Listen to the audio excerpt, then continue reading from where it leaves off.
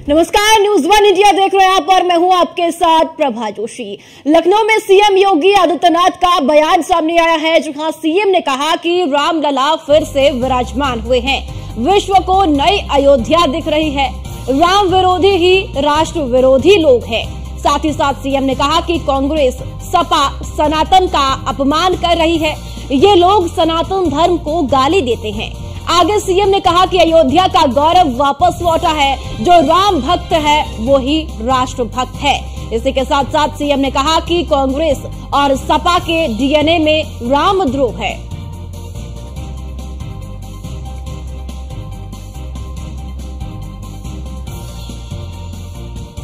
तो लखनऊ में मुख्यमंत्री योगी आदित्यनाथ का यह बयान सामने आया है, जहां पर उन्होंने विपक्ष पर भी निशाना साधा है। जहां सीएम ने कहा कि जो राम भक्त है वो ही राष्ट्र भक्त है। और साथ ही साथ आपको बताते चले कि सीएम ने कहा कि सपा के डीएनए में रामद्रोह है।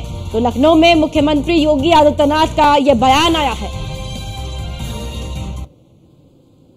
देखिए, मैं क्या कर रहा हूं ना, कांग्रेस का जो छद्म रूप है, इस छद्म रूप से देश की जनता जनार्दन अच्छी तरह वाकिफ है। उसे मालूम है कि ये जो भी दिखावा कर रहे हैं ये वास्तविकता पर आधारित नहीं है। ये केवल देश की जनता की आंखों में धूल झोंकना चाहती हैं, लेकिन इनकी नौटंकी को देश की जनता जान चुकी है और इसीलिए कांग्रेस को रसातल की तरफ धकेल रही है। कांग्रेस की एक प्रवक्ता ने कांग्रेस से इसलिए इस्तीफा दिया क्योंकि वो तो छत्तीसगढ़ है। छत्तीसगढ़ तो भगवान राम का ननिहाल है, माता कौशल्या का मायका है, और वहां की एक राम भक्त तो किसी भी दल की हो सकती है।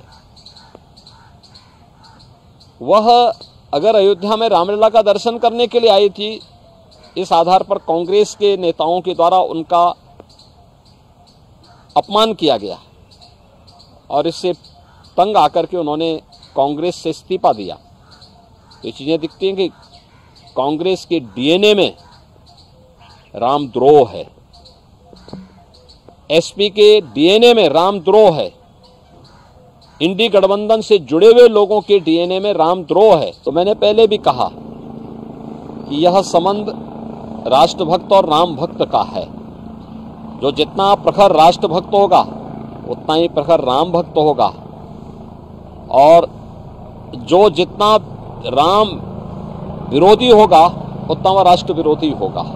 कांग्रेस का यह आचरण जो उसके द्वारा लगातार राम भक्तों का अपमान करके मर्यादा पुरुषोत्तम प्रभु श्री राम के बारे में इससे पहले भी कांग्रेस ने जिस प्रकार की टिप्पणियां की थी, उन सभी टिप्पणियों को ध्यान में रख करके अगर हम देखें तो उसका यह आचरण दिखाता है कि यह वास्तव में न केवल राम भक्तों का अपमान कर रहे हैं बल्कि हमारे सनातन राष्ट्र का भी अपमान कर रहे हैं। और कांग्रेस ने कभी कोई ऐसा अवसर नहीं छोड़ा, कांग्रेस हो या समाजवादी पार्टी,